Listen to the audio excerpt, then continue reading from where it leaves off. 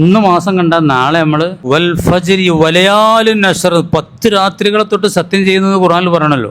ആ പറഞ്ഞ പ്രധാനപ്പെട്ട 10 ദിവസമാണ് വരാൻ പോകുന്നത് നാളെയോടുകൂടെ. ഇന്ന് മാസം കാണുകയാണെങ്കിൽ 29 റസൂലുള്ള പറഞ്ഞത് മാമിൻ അയ്യാമിൻ, ഒരു ദിനങ്ങളും തന്നെ ഇല്ല, അൽ അമലു സ്വാലിഹു, സൽക്രമങ്ങൾ അഹബ്ബു ഇലല്ലാഹി, അള്ളാഹിലേക്ക് ഏറ്റവും പ്രിയങ്കരമായ ദിവസങ്ങൾ ഏതുമില്ല, മിൻ ആദിൽ അയ്യാം, ഈ ദിനങ്ങളെക്കാൾ. ഈ ദിനങ്ങൾ പറഞ്ഞാൽ ഈ ഹജ്ജ് മാസത്തിൻ്റെ ആദ്യത്തെ 10 ദിവസം, അതിനേക്കാളും നല്ല ഒരു ദിവസങ്ങളും ഇല്ല എന്ന് പറഞ്ഞപ്പോൾ സ്വഹാബികൾ ചോദിച്ചു, വൽ ജിഹാദ് ഫി സബീലില്ല, അള്ളാഹിൻ്റെ മാർഗത്തിൽ യുദ്ധത്തിന് പോകണവർക്കും മറ്റു സമയത്തൊക്കെ ഈ മാസത്തിൽ ഈ നോമ്പ് വെക്കണ കൂലിയൊന്നും കിട്ടൂല എന്നാണ് ചോദിക്കണം.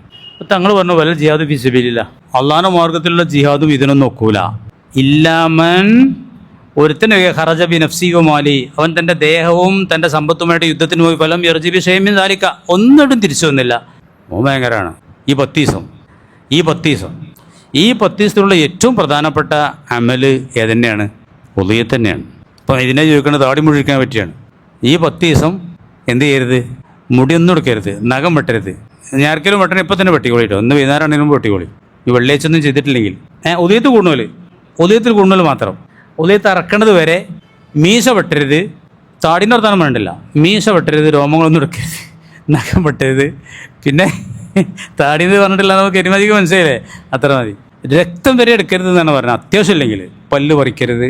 പല്ല് വേദന ഒക്കെ ഉണ്ടാവില്ലേ, പല്ല് പറിക്കണം എന്ന് പറഞ്ഞാൽ അർജൻറ്റാണെങ്കിൽ പറിച്ചാൽ മതി, ഒരാഴ്ച കഴിഞ്ഞിട്ട് പറിച്ചാൽ മതി. ആണെങ്കിൽ ഈ 10 കഴിഞ്ഞിട്ട് ഒളിയത്ത് ഇറക്കാൻ കരുതിയോളൂ.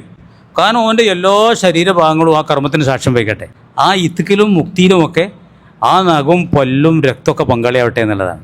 ഫാത്തിമയോട് തങ്ങൾ പറഞ്ഞു, ഫാത്തിമ നിൻ്റെ ഉദയത്തിൽ നീ സാക്ഷ്യം വഹിക്കണം, അവിടെ പോയി നിൽക്കണം. ആദ്യ തുള്ളി ചോരക്ക് പകരം നിൻ്റെ എല്ലാ പാപങ്ങളും പുറപ്പെടും. അവിടെ സാക്ഷ്യം വഹിക്കണം. അപ്പോൾ ഈ പല്ലും നഖം മുടക്കാൻ സാക്ഷ്യം വഹിക്കട്ടെ.